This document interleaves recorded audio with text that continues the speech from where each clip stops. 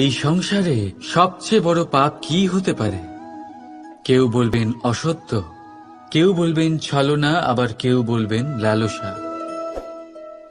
না, সংসারে সবচেয়ে বড় পাপ হল নারী জাতির অসম্মান, নারীর মান ভঙ্গ করা। কারণ এই অপরাধ কেবল নারীর শরীরকেই নয়, বরং তার মন আর আত্মাকেও আহত করে থাকে। তাহলে এবার প্রশ্ন হলো, যে এই অপরাধ করেছে তাকে কি শাস্তি দেওয়া উচিত? কেউ বলবেন শারীরিক যন্ত্রণা, আর কেউ বলবেন মৃত্যুদণ্ড।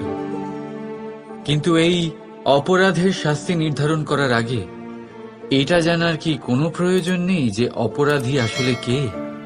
এখন আপনি বলবেন সহজ ব্যাপার, সেই পুরুষ যে নারীর মান ভঙ্গ করেছে। কিন্তু এ কি সম্পূর্ণ সত্যি? নিজের অপমানের জন্য, নিজের সম্মানকে নিজেই হারানোর জন্য কখনো নারী কি নিজে দায়ী হতে পারে না?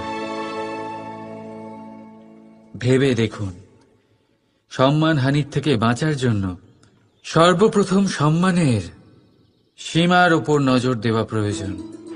রাবণ সীতার হরণ এই জন্যই করতে পেরেছিলেন কারণ সীতা নিজের বোকামোর জন্য রাবণের সেই সীমা উল্লঙ্ঘন করা সহজ করে দিয়েছিলেন।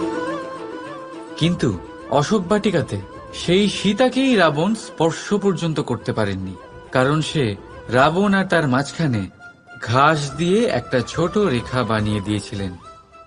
জীবনে না বলতে শিখুন।